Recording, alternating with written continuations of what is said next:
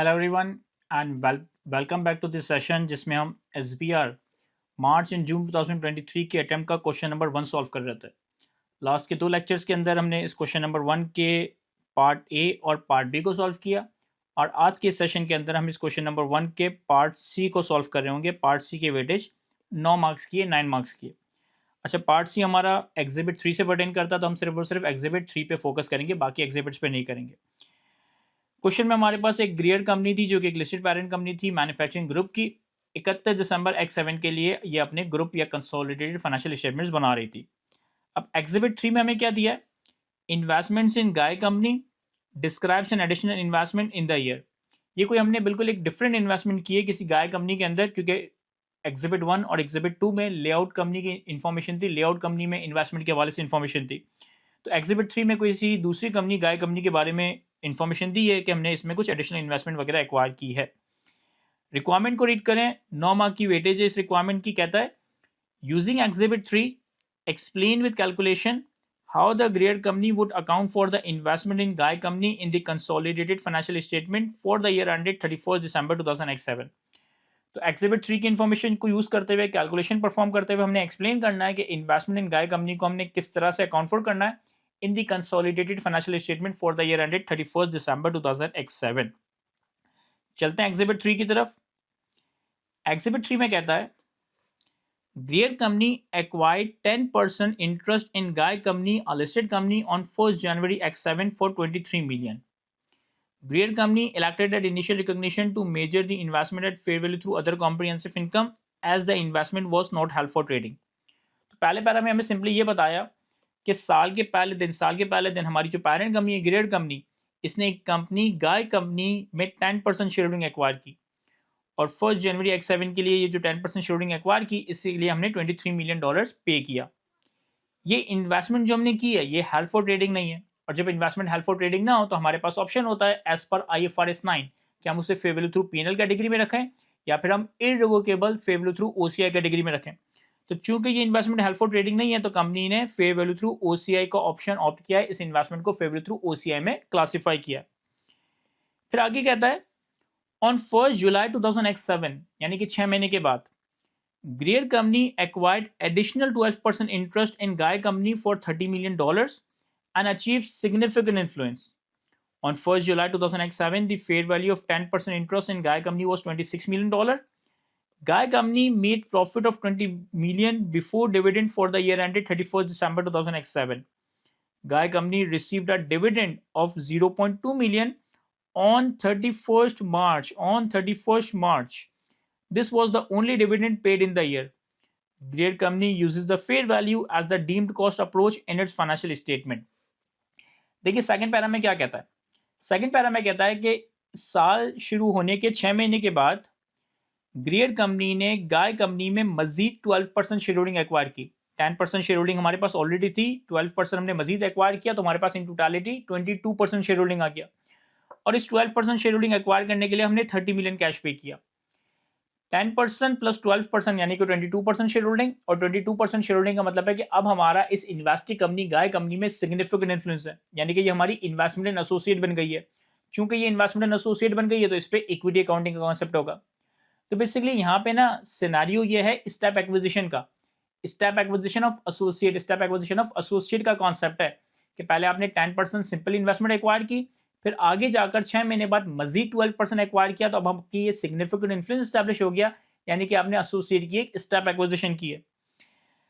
कहता है 1 जुलाई 2007 पे जो हमारे पास 10% शेयर होल्डिंग ऑलरेडी थी, जो हमने 1 जनवरी X7 पे एक्वायर की थी, इसकी फेयर वैल्यू 26 मिलियन है और इस इन्वेस्टिंग कंपनी ने, इस एसोसिएट कंपनी ने पूरे साल में 20 मिलियन का प्रॉफिट कमाया और इस कंपनी से हमें 0.2 मिलियन का डिविडेंड भी मिला था, 0.2 मिलियन का डिविडेंड भी मिला था। लेकिन इंपॉर्टेंट बात यहाँ नोट करने वाली यह है कि ये डिविडेंड 31 मार्च 2007 पे मिला था। देखें, पहले आपने 10% शेयर एक्वायर किया 1 जनवरी X7 पे, फिर आपने 12% मजीद शेयर होल्डिंग एक्वायर की 1 जुलाई 2007 पे। तो ये इन्वेस्टिंग कंपनी आपकी एसोसिएट 1 जनवरी पे नहीं 1 जुलाई पे बनी है और डिविडेंड हमें कब मिला है? 31 मार्च पे, यानी कि एसोसिएट बनने से पहले। एसोसिएट बनने से पहले अगर हमें डिविडेंड मिला है तो डिविडेंड हमारा नॉर्मल P&L में ही रिकॉर्ड होगा। अगर एसोसिएट बनने के बाद डिविडेंड मिला होता तो फिर हम इसे इक्विटी अकाउंटिंग में एडजस्ट करे होते, लेकिन यहाँ पे ऐसा नहीं है। यहाँ पे ये जो डिविडेंड है ये एसोसिएट बनने से पहले ही मिल गया था। कहता है this was the only dividend paid in the year. Greyer company uses fair value as the deemed cost approach in its financial statements. हमने ये बात डिस्कस की है कि जब एसोसिएट की स्टेप एक्विजिशन की जाए तो हम उसे किस तरह से अकाउंट फॉर करते हैं। अब इस केस में हम करते हैं क्या है कि जो हमारी ऑलरेडी हेल्ड इन्वेस्टमेंट है उसे हम फेयर वैल्यू पे लेकर आते हैं, और ऑलरेडी हेल्ड इन्वेस्टमेंट को जो फेयर वैल्यू पे लेकर आते हैं यही एसोसिएट की डीम्ड कॉस्ट बन जाती है, यही एसोसिएट की एक डीम्ड कॉस्ट बन जाती है। तो कहता है आपने यहाँ पे यही पॉलिसी, यही मेथड फॉलो करना है। आसान सा सवाल है, मैं कैलकुलेशंस परफॉर्म करता हूँ, चीजें साथ साथ डिस्कस करता हूँ, और फिर हम इसका ACCA का एग्जामिनर सॉल्यूशन भी रीड करेंगे। देखिए हमारे पास क्वेश्चन नंबर 1 पार्ट C। सबसे पहले 1 जनवरी X7 पे 10% शेयर होल्डिंग एक्वायर की गई गाय कंपनी की, 10% शेयर होल्डिंग एक्वायर की गई गाय कंपनी की, और चूंकि ये सिंपल इन्वेस्टमेंट है तो इसे हमने फेयर वैल्यू OCI पे रिकॉर्ड कर लिया, और 1 जनवरी X7 पे हमने इसे रिकॉर्ड किया होगा। जो भी हमारी कॉस्ट थी, अज्यूमिंग कि ये फेयर वैल्यू हुई है $23 मिलियन, तो हमने इसे 23 पे रिकॉर्ड कर लिया। ये हमारे पास डॉलर इन मिलियन, ठीक है। सबसे पहले हमने 1 जनवरी X7 पे 10% इन्वेस्टमेंट को रिकॉर्ड किया, fair value through OCI $23 million. फिर इसके बाद क्या हुआ, इसके बाद हमें 31 मार्च X7 पे डिविडेंड रिसीव हुआ, डिविडेंड फ्रॉम गाय कंपनी। कितना डिविडेंड रिसीव हुआ सर? हमें डिविडेंड रिसीव हुआ $0.2 मिलियन का। अब देखिए, इवन दो के इस इन्वेस्टमेंट को हमने fair value through OCI classify किया है, fair value through OCI model में हम फेयर वैल्यू का गेन और लॉस OCI में लेके जाते हैं, लेकिन जो आपकी डिविडेंड इनकम है, ये डिविडेंड इनकम तो आपकी प्रॉफिट एंड लॉस P&L में ही रिकॉर्ड होगी, डिविडेंड इनकम आपकी प्रॉफिट एंड लॉस P&L में ही रिकॉर्ड होगी। फिर इसके बाद हमने 1 जुलाई 2007 पे मजीद 12% शेयर होल्डिंग एक्वायर की, तो अभी हमारी एसोसिएट इन्वेस्टमेंट बन गई। चूंकि हमारी एसोसिएट इन्वेस्टमेंट बन गई तो अब यहां पर हम अप्लाई करेंगे इक्विटी अकाउंटिंग। यहां पर हम अप्लाई करेंगे इक्विटी अकाउंटिंग। देखिए सबसे पहले 1 जुलाई X7 हम क्या करेंगे कि fair value of 10% share holding already held, जो हमारे पास 10% शेयर होल्डिंग ऑलरेडी है उसकी हम फेयर वैल्यू लेंगे। उसकी फेयर वैल्यू कितनी है? 1 जुलाई X7 पे 10% शेयर होल्डिंग की फेयर वैल्यू है $26 मिलियन, तो ये आ जाएगा 26। अच्छा, ये हमारी बुक्स में ऑलरेडी 23 पे रिकॉर्डेड है 1 जनवरी X7 पे, लेकिन 1 जुलाई X7 पे इसे हमने डी रिकॉग्नाइज करना है और 26 से डी रिकॉग्नाइज करना है, यानी कि पहले हम इसे फेयर वैल्यू पे लेकर आएंगे, पहले इस 23 की इन्वेस्टमेंट को फेयर वैल्यू 26 पे लेकर आएंगे और फिर इसे डी रिकॉग्नाइज करेंगे। तो यहाँ पे आपके पास जो 26 माइनस 23 3 का फेयर वैल्यू गेन आएगा, 3 का फेयर वैल्यू गेन आएगा। ये फेयर वैल्यू गेन आपका OCI में रिकॉर्ड होगा, ये फेयर वैल्यू गेन आपका OCI में रिकॉर्ड होगा। और ये फेयर वैल्यू गेन जो आपने OCI में रिकॉर्ड किया ये P&L में रिसाइकल नहीं होगा, ये P&L में रिसाइकल नहीं होगा। हम ये बात जानते हैं कि equity investment fair value through OCI एक इररिवोकेबल कैटेगरी है। वंस आपने उस इन्वेस्टमेंट को fair value through OCI classify कर दिया, अब ये ताहयात जब तक ये इन्वेस्टमेंट है ये फेयर वैल्यू थ्रू OCI में ही रहेगा, और उसके ऊपर जो भी फेयर वैल्यू का गेन या इम्पेयरमेंट वगैरह आता है वो सारा का सारा OCI में ही रिकॉर्ड होता है, उससे हम P&L में रिसाइकल नहीं करते। तो 10% शेयर होल्डिंग को हम फेयर वैल्यू 26 पे लेकर आए और उसे डी रिकॉग्नाइज कर दिया। 3 का जो फेयर वैल्यू गेन आया ये OCI में चला गया, ये P&L में रिसाइकल नहीं होगा। फिर हमारे पास कंसिडरेशन फॉर 12% शेयर होल्डिंग, हमने मजीद 12% शेयर होल्डिंग एक्वायर की और उसके लिए हमने कितनी कंसिडरेशन पे की है? इसके लिए हमने कंसिडरेशन पे की है 30 मिलियन। तो 30 + 26 ये हमारी डीम्ड कॉस्ट आ जाएगी। डीम्ड कॉस्ट में क्यों कह रहा है उसे? क्योंकि देखो 12% के लिए तो आपने एक्चुअल कॉस्ट इनकर की है, लेकिन 10% की आपने एक्चुअल कॉस्ट पहले से इनकर की हुई थी। तो जिस दिन हम इस पे एसोसिएट अकाउंटिंग इस्तेमाल कर रहे हैं, जिस दिन हम इस पे इक्विटी अकाउंटिंग स्टार्ट कर रहे हैं, उस दिन की फेयर वैल्यू हमने इसकी डीम्ड कॉस्ट बना दी। तो टोटल हमारे पास डीम्ड कॉस्ट आ जाएगी 30 + 26, ये आ जाएगा 56 1 जुलाई X7 पे। अब ये हमारी इन्वेस्टमेंट एंड एसोसिएट कॉस्ट पे रिकॉर्ड हो गई। फिर इसके बाद 2000 X7 में हमारे पास शेयर ऑफ प्रॉफिट आएगा, जो कि पीएनएल में रिकॉर्ड होगा। शेयर ऑफ प्रॉफिट हमारा पीएनएल में रिकॉर्ड होगा। तो शेयर ऑफ प्रॉफिट कितना, इन्होंने बताया है कि गाय company made a profit of 20 million for the year ended. 20 million का प्रॉफिट है, लेकिन ये पूरे साल का प्रॉफिट है। हमारे पास ये इन्वेस्टमेंट एंड एसोसिएट सिर्फ 6 महीने इन्वेस्टमेंट एंड एसोसिएट है, 1 जुलाई X7 से 31 दिसंबर X7। तो हम पूरा प्रॉफिट नहीं लेंगे। हम क्या करेंगे, 20 मिलियन का 6/12, इसे 6 महीने प्रोपोर्शनेट किया, और हमारी इन्वेस्टमेंट में शेयर होल्डिंग कितनी है, 22%, 22%। तो ये आ जाएगा 20 × 6/12 इंटू 22%, ये आ गया 2.2। और यहाँ पे एसोसिएट बनने के बाद कोई डिविडेंड रिसीव नहीं हुआ, तो ये हमारी क्लोजिंग वैल्यू बन जाएगी। इन दोनों का टोटल हमारे पास क्लोजिंग वैल्यू बन जाएगी 56 + 2.2, तो ये आ जाएगा 58.2।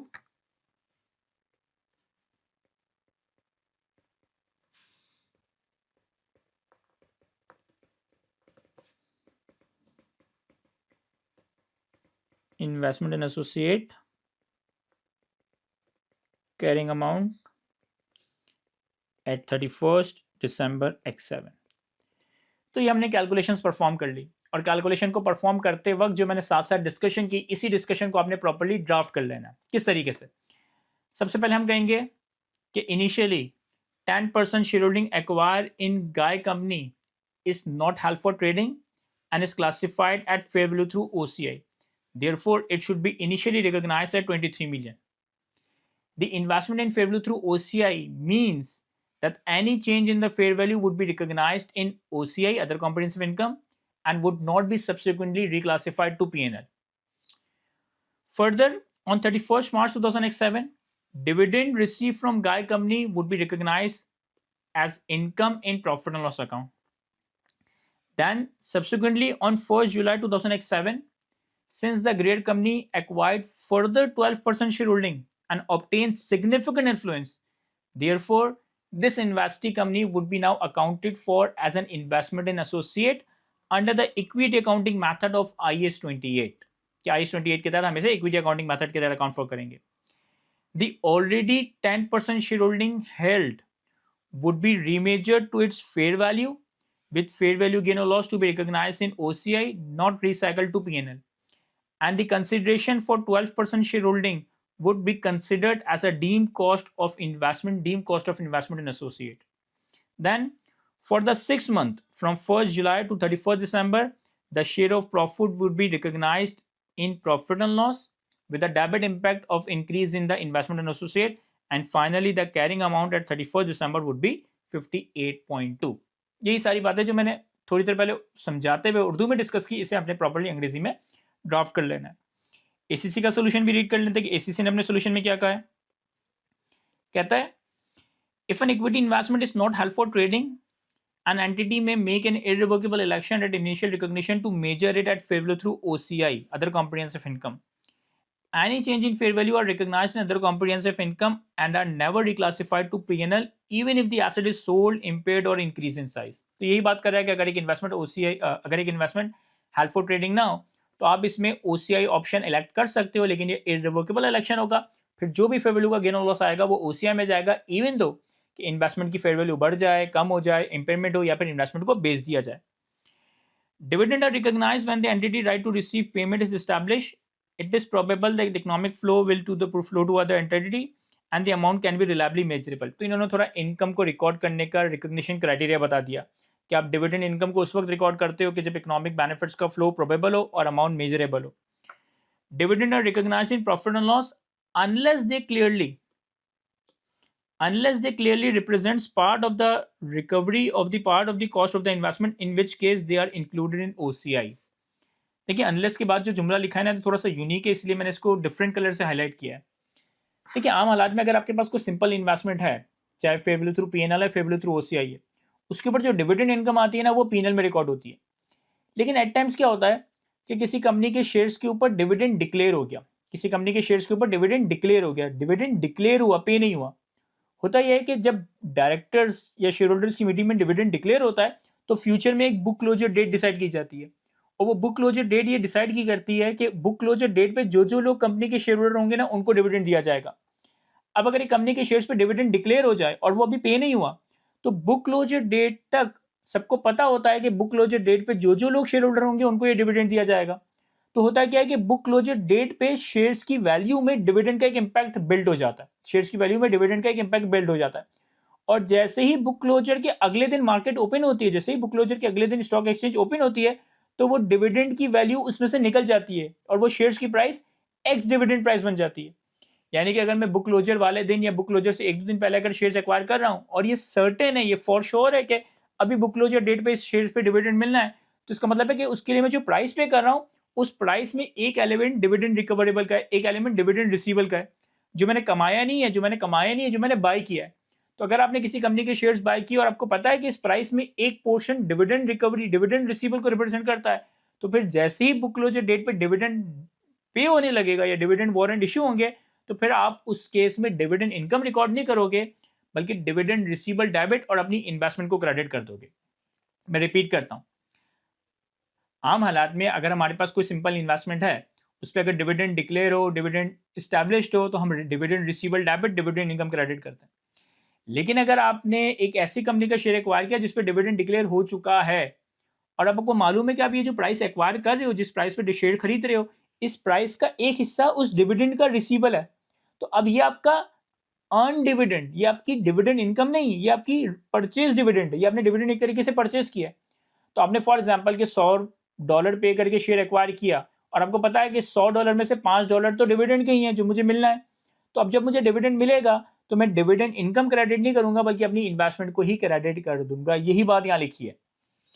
अनलेस आम हालात में हमारा डिविडेंड पीएनएल में रिकॉर्ड होगा, unless there is a clear representation that part of the cost of the investment,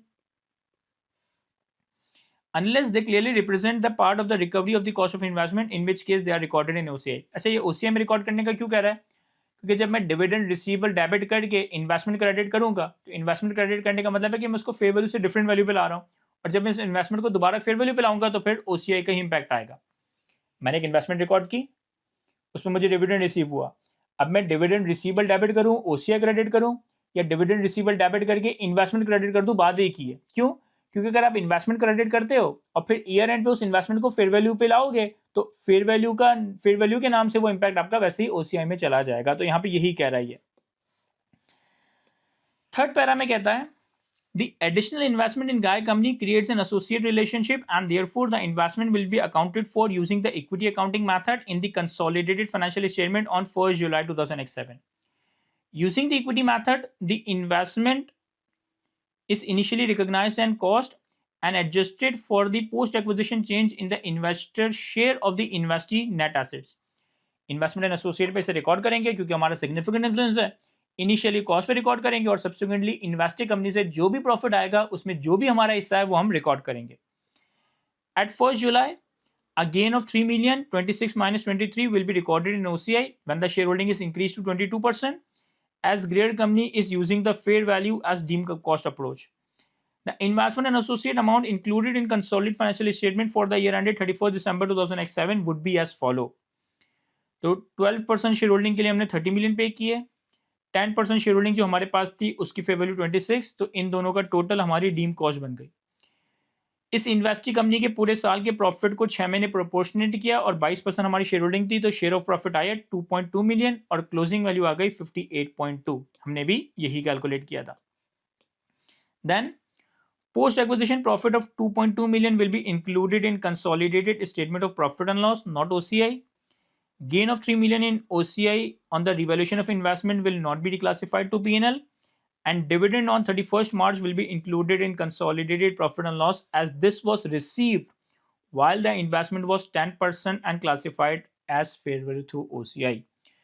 तो 2.2 मिलियन का इस इन्वेस्टमेंट इन एसोसिएट पे जो शेयर ऑफ प्रॉफिट है ये P&L में रिकॉर्ड होगा। 10% शेयर होल्डिंग की फेयर वैल्यू में जो चेंज आया 23 से 26 हुई, ये ओसीआई में रिकॉर्ड होगा, पीएनएल में रिसाइकल नहीं होगा। और जो हमें डिविडेंड मिला ये उस वक्त मिला जब ये हमारी सिंपल इन्वेस्टमेंट थी, फेयर वैल्यू थ्रू ओसीआई थी, तो वो जो डिविडेंड है इसे हम पीएनएल में रिकॉर्ड कर देंगे। तो ये हमारे पास एक कॉम्प्रिहेंसिव सा सोल्यूशन आ जाएगा जिसमें कैलकुलेशन और साथ साथ कैलकुलेशन को एक्सप्लेन भी किया है। तो आई होप कि ये पार्ट मैं आपको अच्छे से एक्सप्लेन कर सका हूँ। इंशाल्लाह नेक्स्ट पार्ट में, इंशाल्लाह नेक्स्ट लेक्चर में हम इसका लास्ट पार्ट सॉल्व करेंगे, पार्ट डी, जो कि एग्जिबिट 4 से पर्टेन करता है। तो इंशाल्लाह आपसे नेक्स्ट लेक्चर में मुलाकात होगी। आज की गुफ्तगू को यहीं तक रखते हैं। Thank you.